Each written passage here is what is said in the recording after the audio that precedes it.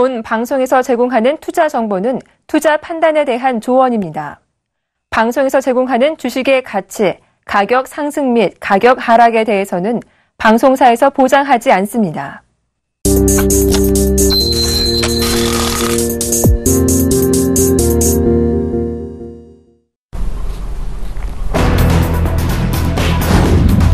미국 노동부는 15일 미국의 9월 소비자 물가지수가 전월 대비 0.2% 하락했다고 밝혔습니다. 이는 시장의 예상치와 부합한 것으로 2개월 연속 하락한 것입니다. 변동성이 큰 식품 에너지 물가를 제외한 9월의 근원 CPI는 0.2% 상승해 예상치인 0.1% 상승을 웃돌았습니다. 미국의 주간 신규 실업수당 청구 건수가 예상을 깨고 40여 년 만에 최저치까지 떨어졌습니다. 미국 노동부는 15일, 지난 10일까지 미국의 주간 신규 실업수당 청구 건수가 전주 대비 7천 건 감소한 25만 5천 건을 기록했다고 발표했습니다. 이는 시장의 예상치인 27만 건을 밑돈 것으로 1973년 11월 이후 최저치였던 지난 7월 18일까지 주간 신규 실업수당 청구 건수와 동일한 수준입니다. 윌리엄 더들리 뉴욕 연방준비은행 총재는 연내 금리 인상 전망이 여전히 유효하다고 밝혔습니다. 특히 연준 의원들이 금리 인상에 대해 다른 목소리를 내고 있지만 분열된 것은 아니라고 항변했습니다. 더들리 총재는 15일 미국 워싱턴 DC에서 열린 세미나에 참석해 만약 경제가 나의 전망대로 돌아간다면 올해 후반 금리 인상을 더 선호할 것이라며 그러나 이는 전망일 뿐 확인이 아니다라고 말했습니다. 미국의 2015년 회계연도 재정 적자가 4,390억 달러로 축소됐다고 미국 재무부가 15일 발표했습니다. 재무부는 이는 GDP 대비 2.5% 수준이며 절대 규모와 GDP 대비 비율이 2007년 이후 가장 낮은 수준이라고 설명했습니다. 또 버락 오바마 대통령 재임 기간 중 가장 작은 적자 폭이라고 재무부는 덧붙였습니다. 뉴욕 지역의 기업 활동이 3개월 연속 위축세를 나타냈습니다. 15일 뉴욕 연방준비은행은 10월 엠파이어 스테이트 제조업 지수가 전월에 마이너스 14.7에서 마이너스 11.4로 상승했다고 발표했습니다. 이는 마켓워치 조사치 마이너스 8.3을 밑돈 것입니다. 지수는 제로를 기준으로 확장과 위축을 가늠하며 지수가 3개월 연속 마이너스 10을 하회한 것은 2009년 이후 처음입니다. 신용평가사 피치가 브라질의 신용등급을 기존 BBB에서 BBB-로 하향 조정했다고 15일 밝혔습니다. 전망은 부정적으로 제시됐습니다. 피치는 신용등급 하향이 브라질의 증가하는 정부 부채를 반영한 결과라고 설명했으며 증가하는 재정 건전성 달성에 대한 어려움과 악화되는 경제 성장 배경도 등급 하향에 영향을 미쳤다고 진단했습니다.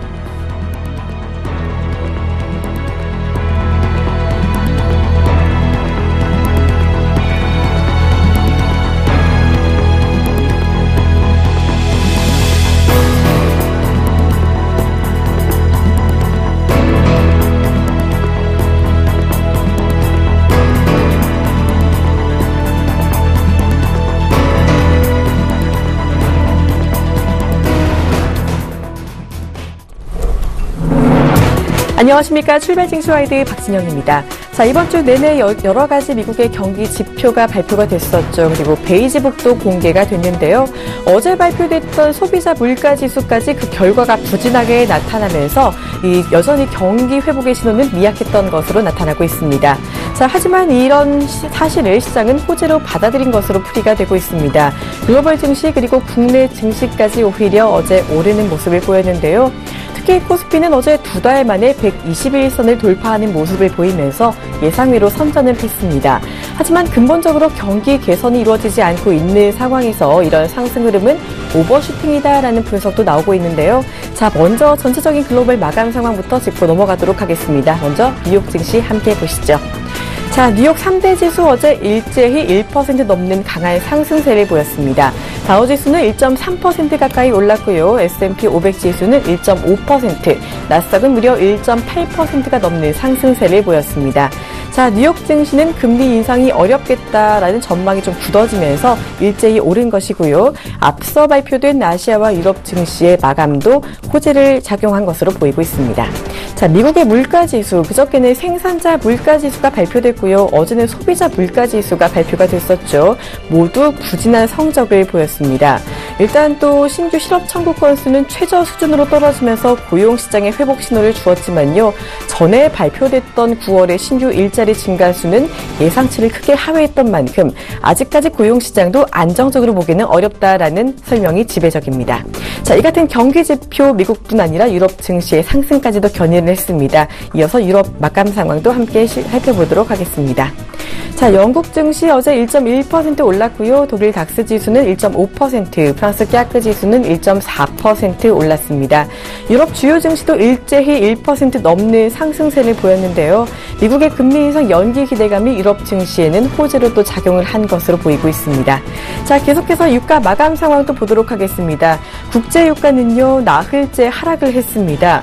WTI는 0.6% 하락하면서 46.3달러를 기록을 했고요. 브렌트유는 더 많이 내렸습니다. 1.7% 넘게 하락하면서 48.3달러를 기록했습니다.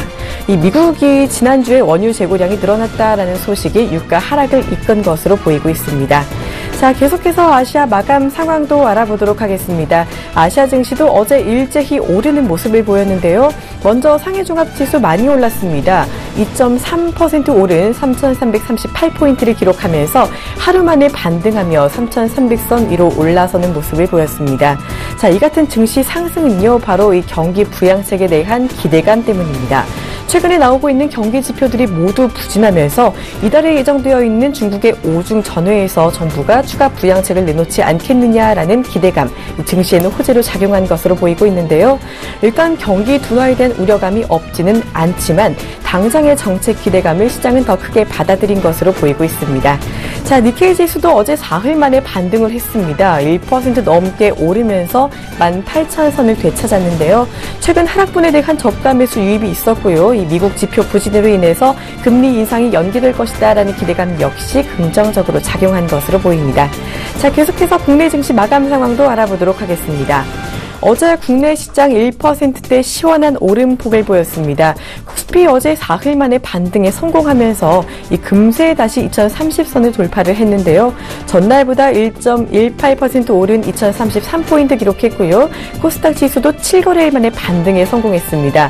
코스닥 1.07% 오른 676포인트를 기록했습니다. 자, 우리 시장 어제는 전약 후강의 장을 보였습니다. 이 초반에는 양시장 모두 보합권에서 움직였는데요. 어제는 또 한국은행이 넉 달째 금리 동결을 결정했고 미국 경기가 완만한 회복세를 나타내고 있다라는 분석이 나오면서 장중에 갈수록 투자 심리가 개선된 것으로 보이고 있습니다. 자, 어제 원달러 환율은 상당히 급락했었죠. 16.6원이나 하락하면서 1130원을 기록하기도 했습니다. 원화 강세 기조가 2주째 이어지고 있는 가운데 오늘은 또 어떤 모습을 보일지 궁금해집니다. 출발 증시 와이드 지금 시작합니다.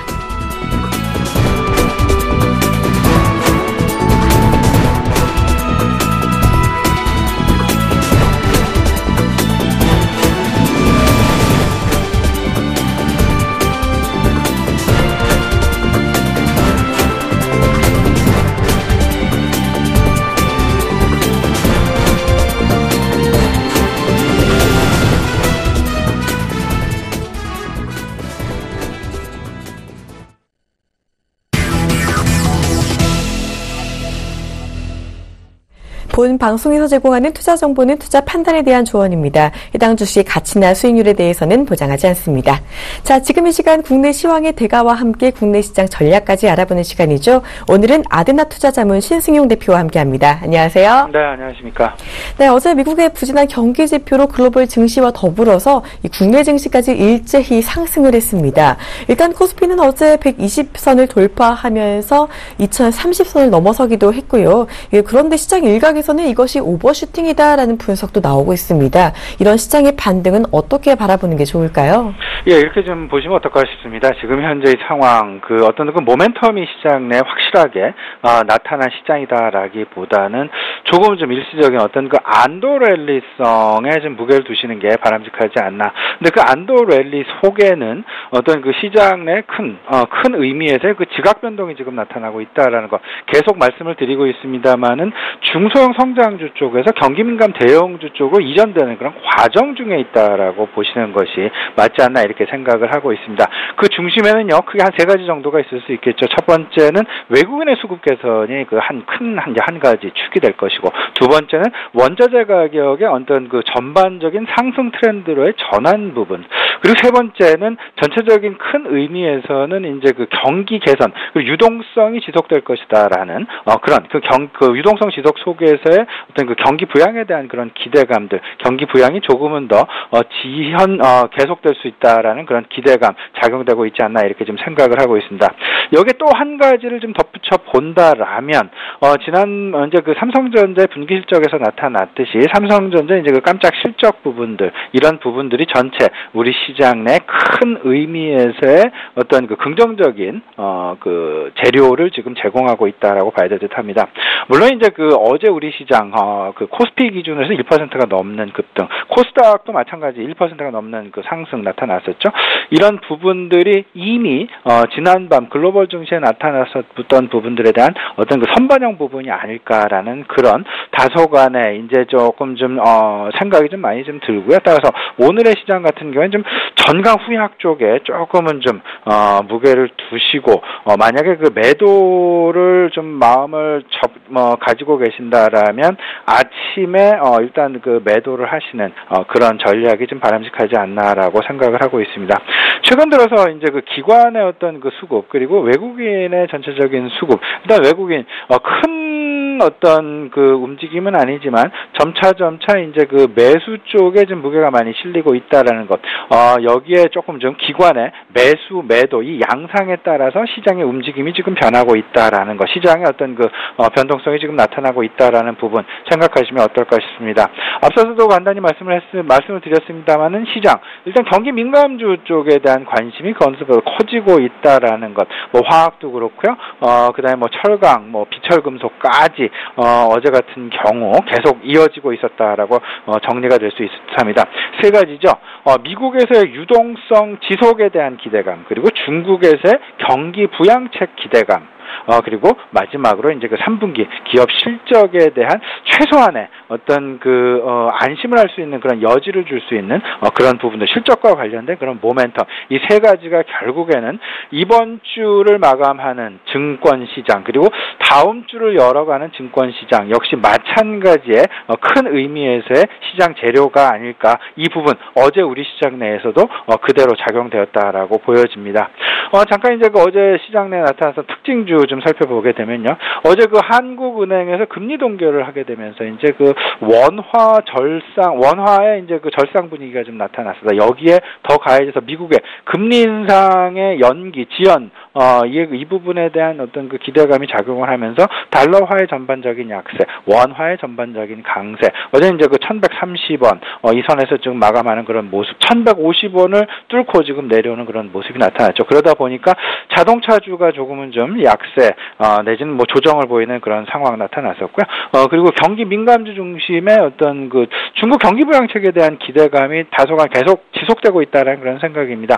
오중 전회 지금 대기하고 있는 그런 상황 속에서 중국 관련주들의 어떤 그 중심의 그런 상승도 나타났었다 보여지고요.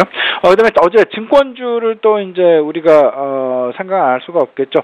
정부 정책, 뭐 기업금융을 한다라는 그 뭐 내년부터 이제 그 기업금융의 가능성 높아지면서 증권주, 특히나 메리츠 종금 증권 중심으로 한 어떤 그 상승세에 나타났다라고 여겨집니다. 안타까운 소식 하나 있죠. 코스닥 시장에서 다음 카카오의 하락이 지금 지속되고 있다라는 것. 조금 그 대주주의 어떤 그 도덕성 얘기도 나오고, 그다음에 인터넷 은행과 관련된 다소간의 좀 실망 매물이 아닐까. 물론 아직 결론은 나지 않았습니다만은 시장에서의 어떤 그 방향성 지금 그렇게 나타나고 있다라는 것 좀 참조하시면 좋겠습니다. 네, 일단 어제 급등으로 오늘은 전강 후약의 장이 이어질 수 있다라는 가능성 열어주시면서요. 아침에 매도하는 게 좋겠다라는 조언을 먼저 주셨고요. 자, 미국의 지표 이번 주 내내 상당히 부진하게 나타났었죠. 특히 연준이 주목하고 있는 물가 지표 CPI와 PPI가 모두 주춤했는데요. 이에 연내 금리 인상 가능성이 계속해서 줄어들고 있는 모습입니다. 자, 이처럼 금리 인상의 연기 기대감이 나온다면 이 코스피 2100포인트까지도 바라볼 수 있겠다라는 의견이 있는데 가능하다라고 보시나요? 역시 그렇게 지금 생각을 하고 있어요. 2100포인트. 물론 이제 그 2100포인트를 돌파하기 위해서는 대형주 중심의 상승이 분명히 나타나야 될 것이다. 그 대형주의 어떤 그 한 가지 업종의 지속적인 상승이 아니라 대형주 속에서도 이제 그 순환매가 이제 그 나타납니다. IT, 자동차, 은행, 건설, 그다음에 뭐 소재주로 이어지는 전체적인 순환매 양상이 나타날 텐데 이 순환매의 그림은 결국은 실적 발표 스케줄하고 같이 맞물리면서 돌아갈 가능성이 있겠다라고 생각이 됩니다. 현대기아차 다음 주 이제 그 기업 실적 발표 지금 예정이 되어 있는 그런 상황이고요.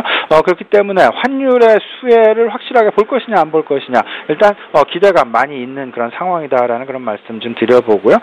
미국 연내 금리 인상의 가능성이 낮아진 만큼 그리고 그게 이제 과연 언제까지 지속될지는 모르겠습니다만은 일단은 안도 랠리 속에서 지금 현재 시장 상황 긍정적인 어떤 그 시장 상황이 진행될 가능성은 충분히 열어놓고 시장 대응하시는 게 좋겠다. 하지만 지속적인 상승이 나타날 수는 없겠다. 일단 어떤 그 상승과 조정 이런 그 반복이 계속되면서 시장의 그 방향성은 일단 상승 트렌드를 계속 유지할 가능성이 있겠다라고 보시는 것이 좋아 보입니다. 근데 이제 그 문제는 이렇죠. 문제는 결국 이제 그 여기서 나오는 문제는 달러의 약세 이로 인한 원화의 강세 전환이 되겠습니다. 제가 생각하는 환율의 움직임은 1150원 전후가 되겠습니다. 1150원 전후에서 1150원에서 1170원, 80원으로 가게 된다라면 수출주 중심의 어떤 시장의 상승. 하지만 이제 그 1150원에서 1120원이나 1110원, 1100원대로의 어떤 그 하락 부분, 이런 그런 어떤 그 환율의 방향성이 그렇게 좀 나타나게 된다라면 수출주, 특히나 수출과 매우 민감한 최근 들어서 이제 그 TPP와 관련해서 섬유의복주의 상승이 이제 돋보였었는데요. 섬유의복주 다소간에 이제 그 약세 전환 가능성이 분명히 있겠다. 반면에 거꾸로 조금은 좀 늘려왔었던 음식료주에 대한 관심 가능하지 않을까라고 좀 생각이 됩니다. 근데 무엇보다 중요한 거는요. 일단 그 1150원을 전후한 환율의 움직임에 조금 좀 관심을 가지시는 게 좋아 보이고요. 이 부분들 1150원에서 밑으로 내려가게 된다라면 4분기 우리 기업들의 실적은 조금은 좀 그렇게 우리가 기대할 만한 수치가 나올 가능성은 좀 희박하지 않을까라는 것. 지금 현재 3분기 기업 실적 시즌이 진행되고는 있습니다만은 3분기 기업 실적은 환율의 효과 그리고 4분기 기업 실적은 매출 증대의 효과 그러니까 그 어떤 그 수량의 효과에서 분명히 나타나야 될 것이다. 재고 순환 사이클을 봐야 될 것이다라는 것. 그로 인해서 최근 들어서 소재나 에너지주 특히나 이제 그 소재나 에너지주의 상승 같은 경우에 3분기 기업 실적보다는 4분기 기업 실적에 더 주목하고 있는 그런 상황이다라고 여겨집니다. 환율의 효과는 3분기에서 이미 수출주 중심으로 나타날 것이다라는 기대감이 있는 반면에 4분기는 수량의 증대를 통해서 결국은 실적의 증대가 나타날 것이다라는 부분. 여기에 우리가 조건부로 생각해야 될 부분은 환율이 1150원 선에서 안정적인 움직임을 보여준다라는 그런 전제 조건이 되겠습니다. 그래서 만에 하나 이제 그 환율이 조금 좀 아랫단으로 움직여준다라면 이 역시 조금 좀 서로 간에 호재와 악재가 팽팽히 맞서는 그런 분위기가 여전히 4분기 기업 실적 시즌까지도 진행될 가능성이 있겠다라고 보셔야 되겠습니다. 근데 여기서 이제 그 문제는 경기 민감주, 최근에 이제 그 에너지주와 소재주, 여기서도 이제 그 말씀을 드렸었는데, 재고 순환 사이클에서 좀 우리가 눈여겨볼 필요가 분명히 있어 보인다라는 그런 생각 아울러서 우리 시청자 여러분과 같이 좀 공유했으면 좋겠습니다. 네, 일단 코스피의 2100포인트 달성은 대형주의 순환매가 이어진다면 가능하다라고 보셨어요. 이에 큰 영향을 줄 수 있는 환율과 실적까지 계속 체크해 보실 필요가 있겠습니다. 자, 국제 원유가 요즘 변동성이 상당히 큰데요. 국제 유가 전망 그리고 관련 업종도 알아봐야겠죠. 유가 동향에는 뭐니 해도 에너지주가 가장 큰 영향을 받을 수밖에 없겠는데 이 에너지주에 대한 관심 계속 가져가 봐도 될까요? 예, 일단 국제 유가의 어떤 그 방향성을 놓고 이제 그 설화 설왕설래 말이 많습니다. 어제 같은 경우는 조금 좀 하락 반전하는 그런 모습들 나타났었던 것도 사실이었는데요. 근데 전반적인 그림 따져본다면 일단 국제유가 자체는 좀 바닥을 찍었다라는 쪽에 무게가 좀 많이 실리고 있고요. 그로부터 이미 바닥권으로부터 한 20% 이미 상승되어 있는 그런 상황이겠죠. 근데 이 상황 속에서 국제유가의 상승에 어떤 그 업종 간 희비가 분명히 엇갈린다라는 것. 에너지주, 소재주는 긍정적인 반면에 어떤 항공주를 비롯한 그런 어떤 운송과 관련된 종목들은 조금 좀 부정적인 영향을 받을 수밖에 없다라는 것. 근데 경기가 개선되는 기대감이 있다라면 항공주 같은 경우에도 국제유가가 상승한다 하더라도 상승을 보여주는 어떤 그 경기 개선에 대한 기대감이 더 크게 작용할 여지도 분명히 있다라는 부분 참조하시면 좋겠습니다. 지금 현재 그 에너지와 화학 제조 마진이 계속 증가한다라는, 물론 이제 그 3분기 기업 실적에 대해서는 그리 긍정적이진 않습니다. 이미 3분기 기업 실적 같은 경우에는 어떤 그 제조 마진이 상당 부분 좀 많이 꺾여 있는 그런 상황이었고요. 3분기 중에 국제 유가가 바닥권을 확인을 하고 이제 상승을 보였던 그런 상황들이기 때문에 이에 대한 어떤 그 효과는 분명히 4분기 기업 실적 시즌에서 톡톡히 나타날 가능성이 있다라는 것. 그로 인해서 기관 그리고 외국인들 할 것 없이 계속되는 어떤 그 소재주, 에너지주에 대한 관심의 어떤 그 폭이 증가하고 있다라는 부분도 참고하시면 좋겠습니다. 여기에 이제 그 우리가 한 가지 또 생각해야 될 부분이 있겠죠. 소재주가 상승을 하고 있다. 그리고 소재주의 연일 상승 부분들. 그렇다면 이 소비재주들은 과연 어떻게 될 것이냐. 최근 들어서 이제 그 어떤 그 환율의 움직임이나 그리고 최근에 어떤 그 시장의 양상들을 살펴본다면 소비재주 조금 좀 하락할 만큼 하락한 어떤 그 기술적인 반등 시기에 좀 들어와 있다라는 것. 어제 같은 경우가 그 대표적인 케이스가 아닐까 생각이 되는데 소비재주의 뭐 대표적이라 할 수 있는 화장품주. 어제 뭐 바닥을 찍고 다시금 반등을 보이려는 반등의 기미를 지금 반등의 움직임을 지금 나타내고 있다라는 것. 오늘 같은 경우 뭐 화장품주를 비롯한 어떤 그 소비재주에 대한 어떤 그 낙폭이 큰 의미에서의 그 반등 한번 노려볼만 하겠다라고 생각이 됩니다. 근데 이제 그 문제는 원화 절상 분위기가 계속되면 안 되겠습니다. 원화 1150원 좀 기대를 해보겠습니다. 네, 에너지주, 소재주에 대한 관심, 그리고 여기에 더해서 낙폭과대의 소비재주까지도 관심을 가져주자라고 말씀을 해주셨습니다. 자, 어제 이렇게 지수가 많이 오른 상황에서 오늘장 투자 전략. 일단은 오늘 전강 후약의 가능성이 있는 만큼 아침에 매도하는 게 좋겠다라는 말씀을 간략하게 주셨는데요. 계속 강조하시던 경기 민감 대형주 같은 경우 요즘 계속 좋은 모습을 보이고 있는데 비중을 계속해서 더 높여가도 될지 조금 더 자세한 전략까지 부탁드릴게요. 예, 저는 경기 민감주에 대한 베팅을 계속 늘려야 된다라고 생각을 합니다. 이미 시장의 어떤 그 흐름 자체는 중소형 성장주에서 경기 민감 대형주 쪽으로 옮겨왔다고 해도 과언이 아닐 듯 싶습니다. 그리고 공교롭게도요, 지금 현재의 상황, 3분기 기업 실적 시즌이 진행되고 있는 상황에서 대형주의 실적 발표가 더 앞서서 진행되고 있다라는 점, 그런 부분들. 오늘 뭐 LG 생활건강의 실적 발표 지금 예정이 되어 있는 그런 상황이고요. 중소형 성장주 같은 경우는 아무래도 11월 초로 실적 발표 일정이 지금 잡혀 있다라는, 그렇다면 시장 내에서 다소간 좀 순위상에 밀릴 가능성이 있다라는 걸 생각을 하셔야 되겠습니다. 경기 민감 대형주의 개인별 포트폴리오 내 비중을 높여야 된다라는 것은 두말할 여지도 없어 보이고요. 엊그저께 말씀드렸다시피 경기 민감 대형주의 어떤 그 한 70% 내외, 그리고 이제 그 소비재주 한 30% 내외가 어떨까 싶습니다. 저는 개인적으로 지난밤 미국 증시에서 헬스케어하고 이제 그 은행주의 상승이 크게 나타났었다라는 이제 소식이 우리 시간에도 다들 뭐 접해주셨으리라 생각이 되는데, 저는 은행주 같은 경우에는 조금 뭐 배당 이외에는 사실상 아직까지는 그렇게 크게 기대할 부분은 없겠다라는 그런 생각 좀 먼저 말씀을 드립니다. 특히나 이제 우리금융 같은 경우가 이제 그 배당 성향이 많이 높은 그런 종목 중에 하나가 되겠는데, 예상 배당률 이상의 어떤 그 투자는 조금 좀 보수적으로 하시는 게 좋지 않을까 생각이 되고요. 그리고 아울러서 중소형 성장주, 저는 연착륙의 생각에 지금 아직도 그런 생각을 가지고 있습니다. 반등 시마다 비중을 축소해 나가는 게 맞지 않나. 중소형 성장주의 급락보다는 천천히 지속적인 어떤 그 상승과 하락을 반복하는 와중에 트렌드는 어떤 그 모멘텀을 받기가 상당히 어려운 상황. 그렇다면 조금은 좀 반등시마다 상승시마다 비중을 축소해 나가는 그런 전략이 유효해 보인다라고 생각이 되고요.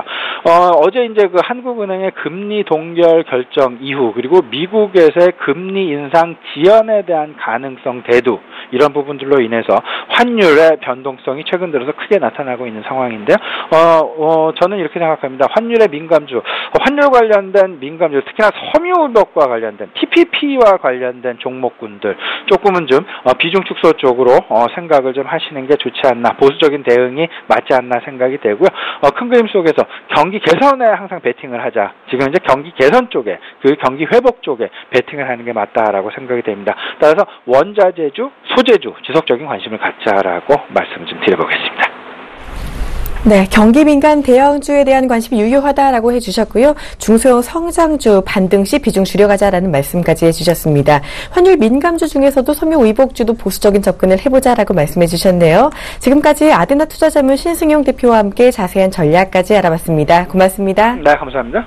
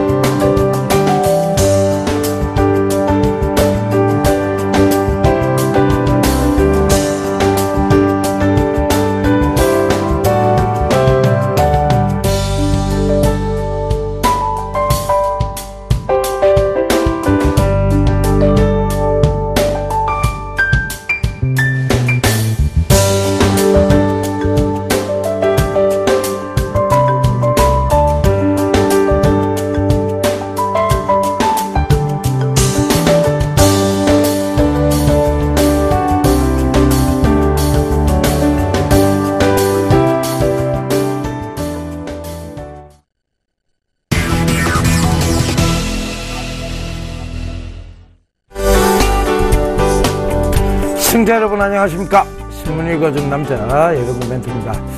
자, 시장은요 어제 예상과 다르게 굉장히 좀 강하게 올라오는 그런 장이었습니다. 자, 이렇게 강하게 시장들이 좀 형성되고 있는 이유는 자, 이런 것 같아요. 결국은 이제 글로벌 초저금리 상태라는 기준점이 명확하다는 것이죠.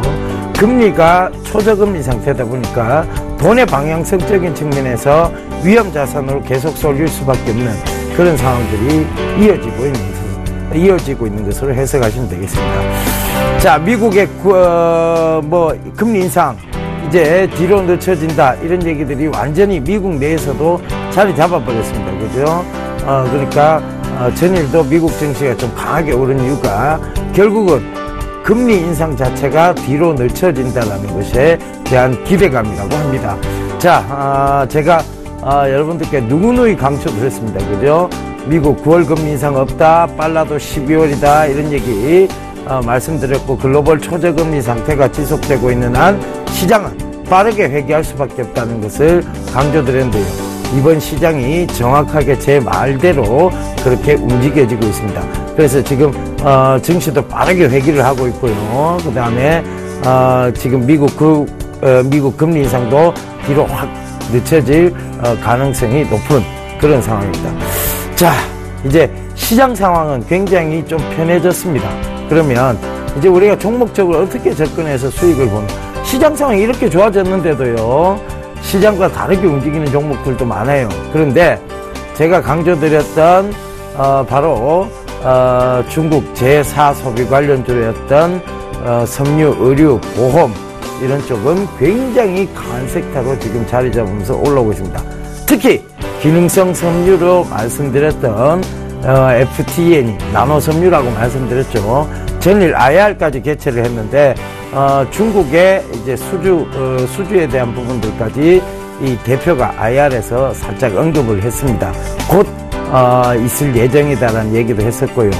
그리고 그 전에 이미 나이키사와의 나노 멤브레인 이 공급 소식에 급등이 한번 나왔다가 기사가 나오기 동시에 좀 조정이 들어왔었죠. 그러나 그 나노 멤브레인의 매출 비중이 전체 나이키 매출의 한 10% 이상이 되도록 그들이 계속 성장을 이어나가겠다는 IR 쪽에서, 그러니까 이 FTN이가 IR을 하면서 발표를 했습니다. 자, 그래서 그런가요? 주가는 지금 연일 계속 오르고 있고 전일 시간 내에서까지 굉장히 강한 모습을 보이고 있습니다. 자, 축하드리도록 하겠습니다. FTN이 강조를 많이 드렸던 만큼 저도 굉장히 기쁩니다. 자, 난리 났어요, 지금. 예, 가족분들하고는 더더욱 난리가 났습니다. 그래서, 앞으로 이런 부분들을 계속 서울경제를 통해서 여러분들께서 조금 집중 투자할 수 있는 종목들이 어떤 것인지를 바로 이, 신문 읽어주는 남자, 그리고 앞으로의 성장성을 이 신문을 통해서, 이 신문이라는 팩트를 통해서 여러분들 잡아가시기를 다시 한번 당부드리도록 하겠습니다. 말하는 대로 되고 있습니다. 자, 신문 읽어보도록 하겠습니다. 자, 오늘 사실 월마트 전자상거래에 대해서 다뤄드리려고 했습니다. 근데 기사 내용이 거기 짧은 순간에 오는 동안 기사 내용들이 많이 바뀌었어요. 그죠? 그래서 거기에 대한 얘기를 하겠습니다. 지금 중국 지금 건설 경기가 지금 크게 되살아 돌아오지 못하고 있다는 것을 이 기사에서, 즉 머키 데이터 add to China's housing war 이런 기사들이 나옵니다. 그러니까 자, 이런 기사들을 일단 뒤로 접어두고, 자, 희망적인 기사들을 우리가 한번 읽어보자고요. 그 희망적인 기사가 바로 월마트에 대한 기사입니다. 월마트가 전자상거래에 향후 2년간 2조를 쏟아붓겠다고 합니다. 자, 2조를 쏟아붓는데, 이렇게 2조를 쏟아붓는다는 것은 결국은 전자상거래, 그리고 핀테크 산업, 이쪽의 성장성을 의미합니다. 그래서, 보면 전체적인 마켓시어 확대예요. S페이, 알리페이, 애플페이, 그 다음에 G페이, LG가 좀 늦게 시작했다고 얼마 전에도 신문기사 읽어드렸죠. G페이, 그 다음에 카카오페이, 온 페이란 페이는 다 등장합니다. 그죠? 자, 이걸 뭔 의미를 하느냐면 굉장히 시장이 커지고 있다는 것을 의미를 합니다. 자, 그러면 여기서 우리가 4가지 종목은 반드시 보셔야 된다. 이거 조정 들어오면 매수 기회를 삼으시면 된다라고 말씀드렸어요. 자, 4종목 뭐였습니까? 한국정보통신, 한국정보인증, 한국전자인증, 하이셀, 요 종목이었습니다. 그죠? 여러분들 지금도 주가가 굉장히 좋은 모습을 보이고 있어요. 요런 종목분들을 여러분들 미래 산업으로 잡아 놓으시면 되겠습니다. 아시겠죠? 자, 이런 부분들이에요. 결국은 여러분들이 성장성을 잡을 수 있는 것은 어디다? 신문이다. 팩트라는 그 사실이 존재하는 신문입니다. 그것을 어떻게 해석하고 어떤 식으로 성장성을 잡아 나갈지는 여러분들이 노력하실 필요 없습니다. 바로 이 시간이 있으니까요. 신문을 읽어드리고 해석해드리고, 그리고 그 성장성을 저희가 잘 여러분들 이렇게 바꿔서 설명을 드립니다. 그러니까 너무 머리 아프게 생각하지 마시고, 신문이라고 나는 난독증 이런 거 생각하지 마세요. 그냥 여러분들이 시청만 하시면 되겠습니다. 그리고 제 말에 귀를 기울이시면 되겠습니다. 자, 오늘도 서울경제신문 또 빠르게 이어가서 살펴보도록 하겠습니다. 자, 최경환 부총리 얼굴이 탁 나오네요. 그죠? 예, 고집 있으십니다. 그죠? 고집 있는. 자, 최경환 부총리 얼굴이 한데, 자, 기사의 머릿글은 뭐냐면, 일본식 미니 면세점 도입을 적극적으로 검토하겠다. 자, 이제 면세점에 대해서 정부가 이 관광 활성화, 이걸 위해서 일본처럼 사전 면세를 해주는 미니 면세점 도입을 적극 검토하기로 했다. 자, 여기서가 됩니다. 조선, 철강, 뭐 이런 거 불황업종이죠, 그죠? 한계기업 조정을 위한 범정부 협의체를 격상하는 방안도 추진 중이다. 자, 이런 기사가 나오면서, 자, 여기에서 우리가 느끼게 되는 건 뭐냐면, 1만 1000여 개의 소규모 면세점이 있지만, 사후 환급을 해줍니다. 그런데, 일본은 미니 면세점, 도입을 해서, 사후 모두 환급이 가능하도록, 이렇게 되어 있죠. 그거를 이제, 발전시킬 계획이라는 얘기입니다. 그래서, 자, 이렇게 되면 어떻게 되냐. 면세점 규모가 굉장히 확대가 되는 거예요. 그러니까, 이 면세점을 통해서, 기업들의 제품 판매 활성화를 이루어 보겠다는 게 이번, 정부의, 의지인 것 같습니다. 그러니까, 면세점에 대기업들이 너무 몰리니까 그 상권에 대한 보호 차원에서라도 사전 면세점을 갖다가 지역적으로나마 도입하겠다는 거예요. 그러니까 앞으로 이 면세점 사업에 대한 성장성을 이 정부도 충분히 깨닫고 있고 알고 있다는 얘기입니다. 그래서 지금 면세점 때문에 완전히 지금 난리도 아닌 종목이 하나 있어요. 그죠? 그게 이제 뉴프라이드, EID 이런 회사들인데 뉴프라이드가 이제 면세점 때문에 그렇게 많이 올라갔어요. 사실 거의 지금 20배가 넘었습니다. 근데 이걸 따라가겠다는 것이 여러분들 더 웃겨요. 22,000원을 찍었다가 하루 만에 그 등락폭이 어느 정도인가 하면 22,000원 갔다가 하루 만에 14,000원 갑니다. 자, 플러스 마이너스 30% 제도의 가장 위험한 종목이 아닌가. 그거 생각하셔야 돼요. 여러분들 이거 하시면요. 화장실도 못 갑니다. 이미 여러분들 많이 올랐어요. 이거는 누군가가 물량을 자꾸 넘기기 위해서 꼬시는 거예요. 그 고점을 줬다가 자꾸 저점을 줬다가 하는 것은 누군가가 여러분들에게 물량을 받아달라고 자꾸 꼬시는 겁니다. 그걸 가지고 여러분들이 덥석 물어버리게 되면요. 그런 종목을 미리 사전에 타 있으면 되는 것인데, 탑승에 있으시면 됩니다. 앞으로 그런 종목들 많이 나와요.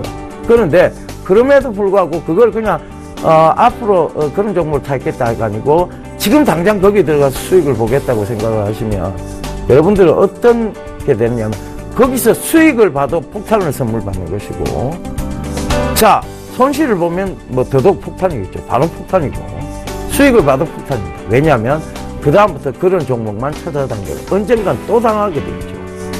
이번 한 번만 하고 손을 끈다고요? 택도 없는 소리입니다. 도박이 그렇게 쉽게 손이 끊깁니다. 손맛을 한번 보면 쉽게 손을 끊을 수가 없는 게 바로 여기 주식시장에서도 급등주의 매력입니다. 그게 매력처럼 느껴지시죠? 근데 그 매력은요, 결국은 여러분들이 폭탄을 선물받는 겁니다. 그 다음부터 또 그런 종목 찾아요. 그러다 보면 언젠가 한 번은 크게 됩니다. 그러면 버렸던 거예요. 다 뱉어내야 돼요. 뭐하러 그걸 하냐고. 결국은 그런 습관이 여러분들에게 주는 것은 굉장히 나쁜 버릇인데다가 결국은 내 돈을 다 날릴 수 있는 버릇이라는 거 꼭 좀 참고해 보셨으면 좋겠습니다. 그래서 급등주에서 얻은 수익, 폭탄을 선물 받은 것과 똑같다라는 얘기를 다시 한번 드리도록 하겠습니다. 자, 그래서 이 면세점 쪽은 이미 그렇게 날아간 거는 저건 보유자의 영역이다 하고 버려두세요. 아직까지도 면세점 쪽에서 가지 못한 종목들이 많이 있습니다. 지금 면세점 사업 쪽으로 해서요, 정부가 여러 가지 방안을 내놓고 있는데 지금 수수료를 높이겠다는 얘기들이 많아요. 그럼 기존 면세점을 가지고 있는 쪽은 굉장히 유리합니다. 그런 점도 참고해 보세요. 기존 이미 면세점 사업권을 다 냈다. 그런데 수수료도 그 예전 쪽이기 때문에 낮은 쪽에 있다. 그렇다면 그들은 계속 수혜를 보는 겁니다. 자, 그런 점들을 꼭 좀 참고해 보셨으면 좋겠습니다. 자, 다음 기사 볼게요. 동부 워크아웃, 동국제강 자회사 법정관리, 중국 저가 제품까지 공습하고 있다. 자, 철강사가 그나마 중소형 철강사는 좀 괜찮았어요. 그런데 자, 이제 중소형 철강사까지 저가 제품까지 공습을 해 들어오고 있다는 것이 중국입니다. 제가 얘기 드렸죠. 철강, 조선, 정유, 화학 이것이 중국으로부터 침해를 당하고 있는 순간 이것이 잘 되는 것은 결국은 우리가 과거로 돌아가도 잘 살 수 있다는 얘기하고 똑같다. 이런 얘기를 몇 번이나 들었습니다. 지금도요, 이 종목군들이 올라오는 것에 대해서는 기술적 반등으로 보셔야 됩니다. 성장 성적은 아닌 거예요. 성장에 대한 추세 전환이라고 보셔도 안 됩니다. 그러니까 뭐냐 하면 이런 기사들이 계속 여러분들한테 얘기해 주는 것은 지금 우리 산업이, 우리 업황이 어렵다. 이것을 계속 여러분들한테 얘기해 주는 겁니다. 힌트를 계속 주고 있는 거예요. 그러면 이거는 기술적 반등으로 노리고 들어가는 자리대로 아니라는 얘기입니다. 그래서 내가 단기적으로 먹고 나오면 되지. 그 확신이 어디 있습니까? 내가 단기적으로 꼭 들어가서 수익을 보고 나올 수 있다는 확신은요. 저평가라서요? 저가라서요? 아니죠.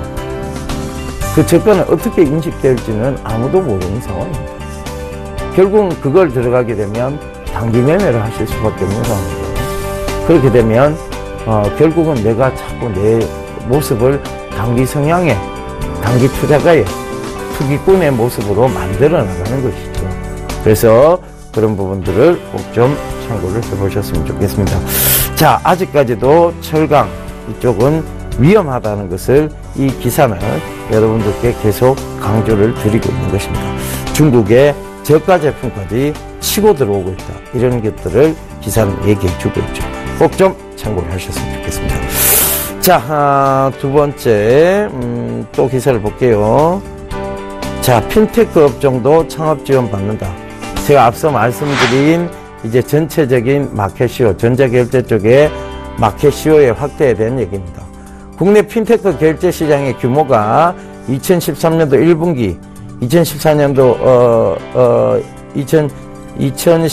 1분기, 그 다음에 2014년도 3분기, 그 다음에 2015년도 1분기까지 마켓시어가 계속 확대되고 있다는 것이 보입니다. 그래서 이런 부분들을 VC 수준으로 세금 감면을 가능하게 하겠다. 엑셀러레이터 육성 근거도 마련해 보겠다. 이런 이정현 의원의 법 개정안 발의가 있었습니다. 자, 이게 어느 정도까지 낮아지는가 하면요.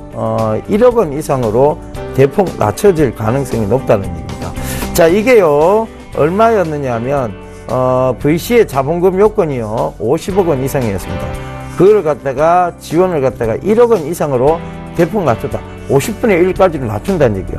그만큼 여기에 대해서 스타트업 기업에 대해서 벤처에 대해서 벤처 붐을 벤처 캐피탈 쪽에서의 붐을 더 한번 일으켜 보겠다는 얘기입니다. 그래서 이런 부분들을 참고해 보신다면 핀테크 산업은 전체적으로 마켓시어 확대입니다. 그래서 어떻게 해석하셔야 되냐 하면 제가 말씀드렸죠, 그죠? 자, 이 핀테크에 모두 관련된 것이 전자결제라고 보시면 됩니다. 한국전자인증, 한국정보통신, 한국정보인증, 그 다음에 하이셀까지 여러분들이 잘 참고를 해보시면 되겠습니다. 자, 그런 점들 여러분들 계속 지속적으로 이 마켓시어의 확대를 다시 한번 잡아가시기를 당부드리겠습니다. 자, 완리 비용 절감 효과로 실적 개선이 기대. 자, 이 완리가 뭔가 하면요, 중국 기업이에요. 중국 기업인데 국내에 상장되어 있는 중국 기업입니다. 이 완리라는 회사는요, 우리들 흔히 여러분들 욕실에 들어가 보시면 타일이 있죠. 그런 욕실 타일들이나 이런 것들을 만드는 회사입니다. 근데 이 회사는요, 결국은 왜 주가가 계속 좋지 않았냐. 중국 건설 경기가 제대로 살아 돌아오지 않아서가 첫 번째 이유고, 두 번째 이유는 국내에 상장되어 있지만 중국 기업이라는 이유로 인해서 중국 불신, 그러니까 차이나 디스카운트적 영향을 받았습니다. 그래서 완리, 웨이포트, SNC 엔진그룹, 차이나 하오란, 차이나 그레이트, 그 다음에 중국 원양자원, 이런 종목군들이 전부 중국에 있는 기업인데 우리나라에 상장이 되어 있는 기업들이죠. 그런데 이 기업들이요, 지금 이제 주목을 좀 받기 시작하고 있습니다. 왜냐하면요, 제가 최근에도 이 기사를 한번 말씀을 드린 적이 있는데, 신문 읽어준 남자에서요.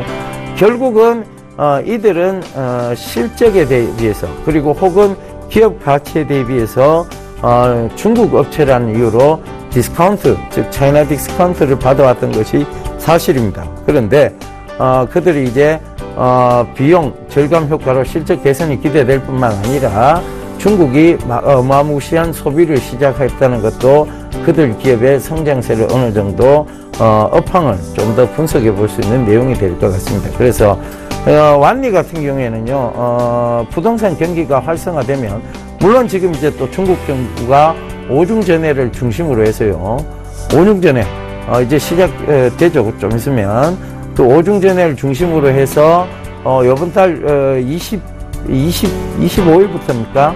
그때부터 시작되는 거예요. 그 오중전해를 기점으로 해서 이렇게 보셔야 됩니다. 그 기점으로 해서 부동산 활성화 대책이 나올 가능성이 굉장히 높다. 그 기대감에 의해서 지금 주가가 최근 들어 좀 개선이 되고 있다. 이런 부분들을 꼭 참고해 보셨으면 좋겠습니다. 그래서 그 최근에 보면 이 대림 이편한 세상에 고급 외장재 테라코타 패널까지 공급하면서 품질 경쟁력도 어느 정도 인정받았다는 것이 이제 완리를 해석하는 대다수의 입장입니다. 그래서 지금 뭐 가장 저평가되어 있는 구간이 아직까지도 예전 수준을 회복하지도 못한 상황입니다.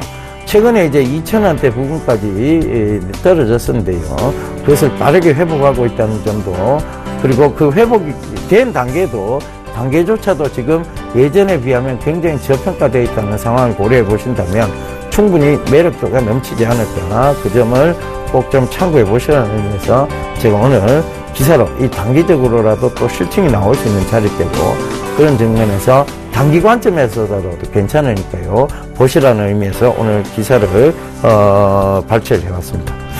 자, 오늘도 투자 제안 한 말씀 딱 드리고 깔끔하게 물러가도록 하겠습니다. 다음 주 월요일에 인사드려야 되겠죠. 그죠?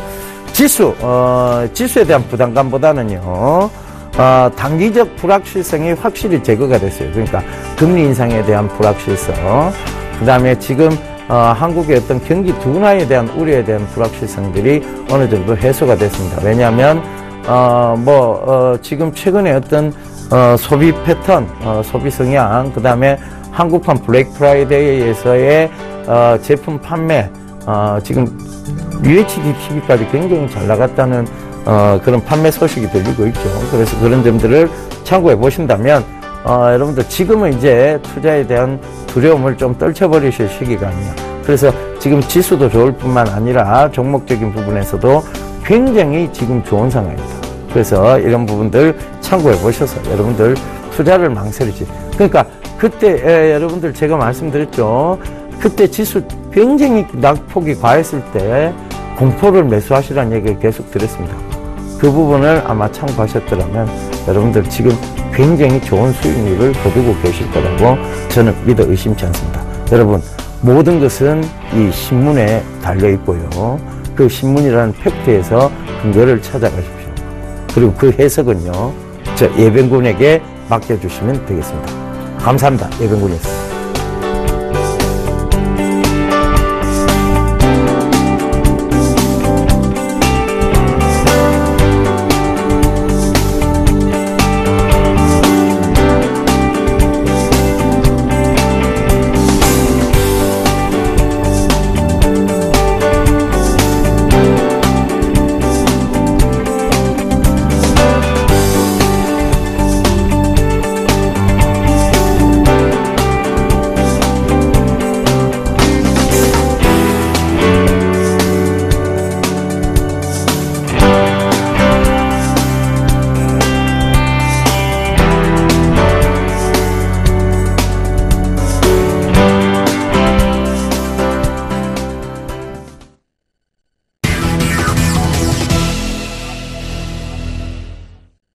이드코의 상하가 팩토리 시즌2 시간입니다. 오늘도 여의도에 계신 SM 플러스 이드코 멘토 연결해봅니다. 안녕하세요.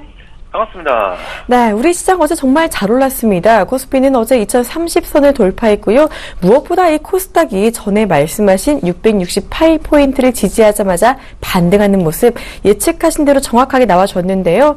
이 코스닥이 오르면서 제시해 주셨던 위메이드도 어제 장중 3% 가까이 오르는 모습을 보였습니다. 자, 어제는 상당히 강한 장이었는데 오늘은 어떤 모습일지 또 어떻게 대처해야 할지도 알려주시죠. 글쎄요, 일단 어제 같은 경우가 이제 상당히 좀 시장이 상당히 좀 중요한 구간에서 들어올린 기술적 흐름이다라고 좀 볼 수가 있겠죠. 지수 이제 드디어 2035포인트 부근까지 밀어붙인 121선까지 올라온 흐름들. 일단은 코스피 지수 상승, 클라이막스적인 부분들이 2040포인트를 강력하게 돌파하는지 확인을 좀 해봐야겠습니다만은, 이번에 계속적으로 말씀드렸지만, 하락권역의 지수가 좀 들어오더라도, 조정시 매수 관점으로 봐야 할 대형 섹터들의 종목별 흐름이기 때문에, 어느 정도 슈팅이 나와주는 부분에 있어서는 상당히 좀 다행이다라고 좀 볼 수가 있겠고요. 자, 일단은 중요한 것은 중국 반학제적인 부분들. 제가 지난번에도 미국 이슈를 예를 들어서 말씀 좀 드렸지만은, 중국 경기가 안 좋다고 하더라도, 미국의 양적 완화 정책처럼 강력한 경기 부양책으로 인해서 박스권 돌파형이 나올 수밖에 없는 그런 구조다라고 좀 말씀 좀 드렸기 때문에 어제 상승적인 측면들은 상당히 의미가 있었던 그런 부분들이 였지 않나 싶습니다. 자, 결국 어제 코스닥 지수도 이제 어제 저 말씀드렸던 부분들 668포인트를 이탈하게 된다면은 손실 중심 종목들은 하락폭이 더 커질 수 있다라고 좀 말씀 좀 드렸는데, 자, 일단 어제 저 코스닥 지수 668포인트를 완벽하게 좀 지지를 하고서 어제 상승이 좀 나온 모습들, 정말 아슬아슬하게 상황을 만들어 놓고 개인들을 좀 겁을 준 것 같은데, 자, 코스닥 지수 61선에 대한 하방 압력에 대해서 지속적으로 좀 말씀드렸었죠. 우하향하고 있는 61선. 현재 21선이 일단 저항으로 좀 작용을 하고 있지만은 이게 크게 21선은 개의치 마시고 일단은 61선에 대한 돌파를 하는 것에 대해만 놓고 포인트를 좀 놓고 대응하시는 것이 현명한 방법이다라고 좀 생각하고 있기 때문에, 자, 오늘 이번 주 한 주를 좀 마감하는 금요일이 되겠죠. 자, 보유하고 계신 종목들 주봉 차트에서 양봉 마감하는지 음봉 마감하는지 한 번씩 체크를 하시는 것도 다음 주 초반까지 어느 정도 나쁘지 않은 흐름들 전개될 가능성이 높은 그런 상황이기 때문에 주봉 차트적인 부분들 한 번씩 체크해야 되는 그런 부분들이지 않나 싶습니다. 자, 해서 어제 이제 서서히 10월 중순으로 들어서는 그런 상황인데, 자, 미국의 11월부터 블랙 프라이데이에 이제 들어가는 그런 상황이 되겠죠. 미국의 금리 인상 이슈로 시장을 흔들어 놓은 게 엊그제 같은데, 자, 일단 서서히 소비 시즌으로 들어오게 되면서 미국의 경기 지표들 상당히 중요하게 체크해야 미국의 금리 인상 시점, 9월부터 말씀드렸던 것이 9월보다는 12월이다라고, 내년 12월부터 내년 초다라고 좀 말씀을 드렸기 때문에 그 부분들이 금리 인상에 대한 확정을 짓는 것인지 에 대한 부분들 잘 판단해 보는 그런 상황인 것 같고요. 자, 일단은 잘 생각해 보면은 금리 인상 한다는 것은 일단 경기가 좋아질 것을 예상하고 금리 인상하는 거 아니겠습니까? 그래서 악재가 호재로 전환이 될 때 주식도 그렇고 지수도 상승 클라이막스 구간으로 진입을 하게 되는데, 자, 중국이 이번에 경기 부양책을 일단 잘 펴서 상해 종합 증시 4,000포인트 이상권역까지 진입 가능하다라고 충분히 중국 증시 보는 그런 상황이기 때문에, 자, 지금 박스권에 갇힌 그런 모습이 되겠죠, 중국 증시가. 근데 이 박스권 돌파형이 나왔을 때 4,000포인트 이상권역까지는 충분히 상승 가능하다라는 점. 자, 결국 이제 우리 증시도 마찬가지인 관점으로 상승과 하락의 구간을 좀 거치게 된다면은 충분히 추가적인 상승은 가능하다라고 좀 생각하고 있기 때문에 지속적으로 내가 보유한 종목들 평균 단가라든지 포트 관리 잘 하셔야 내년 초까지 승부를 볼 수 있는 그런 상황이지 않나 싶습니다. 자, 그런 부분에서 조금 어렵다 싶으시면은, 자, 오늘 무료 방송을 합니다. 샘플러스에서 무료 방송을 이 방송 마치고 좀 진행을 하니까는 많은 분들 서울경제TV 샘플러스에 입장을 하셔서 도움 받으시는 그런 부분들이 좋지 않나 싶고요. 자, 최근에 이제 대형주들의 흐름이 워낙 이제 바닥권에서 움직였죠. 전기전자, 건설, 조선, 거의 대부분의 업종과 섹터들이 바닥권에서 지금 움직였던 그런 모습인데, 자, 지난번에도 좀 말씀 좀 드렸지만은 이러한 섹터와 종목들이 이 정도 바닥에서 움직였던 과거의 패턴을 보면은 아마 지수 1700포인트 부근에 있어야 어떤 그런 정상이 되겠지만은 작년부터 제약바이오 쪽에 시가총액이 증가한 그런 상황에서 대형주들 바닥권에 아직도 많은 종목들이 포진되어 있는 어떤 그런 상황이기 때문에, 자, 이러한 대형주들이 점진적인 상승 구도로 돌아섰을 때 충분히 지수 큰 폭으로 상승 가능한 그런 여력이 있다라고 좀 생각하고 있기 때문에 자, 대형주들 들고 계신 분들, 자, 많은 분들, 일단 특히나 큰 폭으로 손실 중이신 분들은 조금이라도 희망을 가지는 것이 좋다고 좀 말씀을 드리도록 하겠습니다. 자, 그래서 어제 같은 시장, 새로운 섹터와 새로운 테마가 형성된 것이 아니라 전반적인 상승이 나아졌기 때문에 어느 정도 상승 슈팅이 좀 나온 모습이 되겠죠? 어제 이제 위메이드를 말씀드리면서 이런 말씀을 좀 드렸습니다. 시장에 조정이 나오더라도 장중 조정으로 마무리가 된다면은 사실상 저점을 잡는 모습들이 나올 가능성이 큰 상황이기 때문에 지속 조정 시 매수 관점으로 보자라고 말씀 좀 드렸던 부분들. 자, 결국 어제 이제 기관들의 매수세가 들어오는 그런 모습이었습니다. 자, 금융투자와 투신권에서 어제 매수세가 좀 들어온 그런 모습들. 자, 역시나 지속적으로 좀 호재가 좀 널려있는 그런 모습이었죠. 특히나 신작해인 열혈전기 웹스토어 중국 매출 1위를 기록한 데 이어서 지속적으로 지금 현재 구간 상위에 포진되어 있는 그런 상황이기 때문에 자, 이번에 2년 만에 위메이드 적자에서 흑자로 전환될 가능성이 있는 그런 상황에서 신작 게임들의 흥행의 흑자 연속의 연속성을 가지고 이어질 확률이 굉장히 농후하다라는 것도 참고를 하시는 게 좋을 것 같습니다. 자, 결국에 이제 재료가 있는 종목군들은 하나하나 나오게 돼 있는 그런 모습이 되겠죠. 어차피 가는 종목들은 이번 시장에 좀 정해져 있는 것 같습니다. 자, 그만큼 위메이드도 자사주 매집 다음 주 정도에 끝나는 걸로 알고 있는데, 자, 그 이후에 주가의 그런 모습들. 자, 지난번에 사실 자사주 매입한 이후에, 그때 이후에는 거의 한 방에 이제 급등하는 그런 모습이었는데, 자, 이번에도 그러한 패턴 나올지, 여부 굉장히 좀 관심있게 상황 중이니까, 지속 1차 5만원대까지의 상승, 계속적으로 좀 보시고, 자, 오늘 무료 방송이 있다라고 좀 말씀드렸었죠? 서울경제 샘플러스에 지금 바로 입장하셔서 현명한 투자 방법에 대해서 함께 공부해 보도록 하겠습니다. 오늘 상한가 팩토리는 여기까지입니다. 고맙습니다. 네, 오늘 시장에 조금 더 잘 대처하고 싶다 하시는 분들은요, 오늘 샘플러스 이드코멘토의 공개 방송 개장부터 마감까지 계속 진행될 예정이니까요, 많은 관심 부탁드립니다. 자, 이렇게 샘플러스 이드코멘토와 전략까지 알아봤고요. 자, 서울경제TV가 개국 7주년을 맞아서 수익을 만하다 머니 콘서트를 개최합니다. 자, 시장 전망의 알찬 종목 이야기까지 준비가 되어 있고요. 보험과 부동산 강연회도 준비되어 있습니다. 바로 내일이죠. 10월 17일 토요일 오후 1시에 서울 상암동 서울산업진흥원 대강당 2층에서 열리고요. 또 중요한 것은 푸짐한 경품도 마련되어 있습니다. 대형 TV와 노트북, 공기청정기 같은 선물 푸짐하게 준비되어 있으니까요. 많이 오셔서 선물까지 받아가시길 바랍니다. 자, 저는 잠시 후 2부 개장 상황으로 돌아오도록 하겠습니다. 시청해주신 여러분 고맙습니다.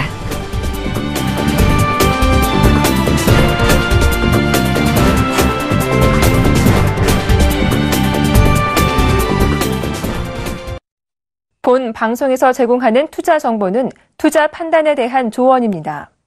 방송에서 제공하는 주식의 가치, 가격 상승 및 가격 하락에 대해서는 방송사에서 보장하지 않습니다.